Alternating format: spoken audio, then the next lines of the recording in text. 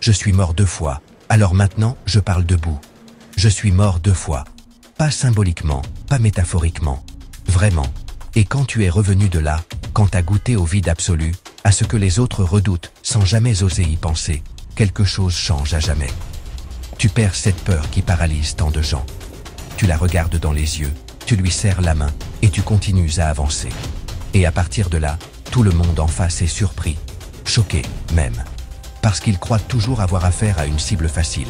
Surtout quand tu cumules, handicapé, discret, pas dans le moule. Alors que moi, je vois tout, je sens tout. Je sais évaluer le danger à l'œil nu comme d'autres lisent l'heure. Et surtout, j'ai cette logique froide.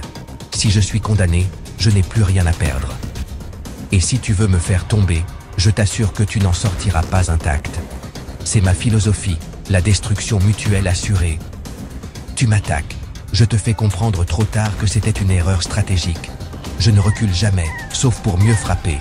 Et je réponds, toujours. Je n'ai jamais été militaire, je ne l'ai jamais prétendu. Mais j'ai travaillé avec eux. Et les vrais, ceux qui sont allés au bout d'eux-mêmes, ils m'ont appris une chose essentielle, ne jamais reculer sans raison. Et toujours gagner du temps. Toujours. Je me rappelle ce jour, anodin pour beaucoup. Je vais acheter des clopes au tabac du coin. Un petit moment banal pour n'importe qui, sauf pour moi. Et là, un abruti de la cité décide de braquer le tabac. Avec moi dedans. Il entre, bugle, fait de grands gestes comme dans Menace to Society, agite son flingue, comme un gamin qui a trop regardé Boys in the Hood. Évaluation du danger, à peine 15%. Pourquoi ? Parce qu'un mec qui gueule autant et tient son arme comme un acteur mal payé, c'est un amateur. Il est nerveux, pas prêt. Alors, je parle. C'est là que j'ai toujours été le plus dangereux. Quand j'ouvre la bouche, je lui dis « Ta gueule !» Tout le monde t'a reconnu. T'es assez débile pour braquer un tabac de quartier, sérieux ? Ici, les gens sont comme toi, ils ont pas un rond. Si tu veux vraiment du fric, va à la Wanzeno, au golf. Là-bas, ils ont des villas, du matos, des comptes offshore.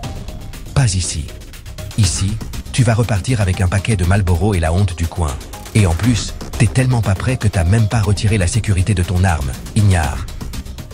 Et là, il bug. Il bégaye. Il sait plus quoi dire. Il ne s'attendait pas à ça. Il pensait que tout le monde allait trembler. Mais je ne tremble plus. J'ai dépassé ce stade. Je lui tiens la jambe, métaphoriquement, juste assez longtemps pour que la BAC débarque. Et c'est fini. Ce jour-là, j'ai fait ce que je fais toujours, évaluer, agir, tenir. Ce que les gens ne comprennent pas, c'est qu'un handicapé n'est pas une cible facile.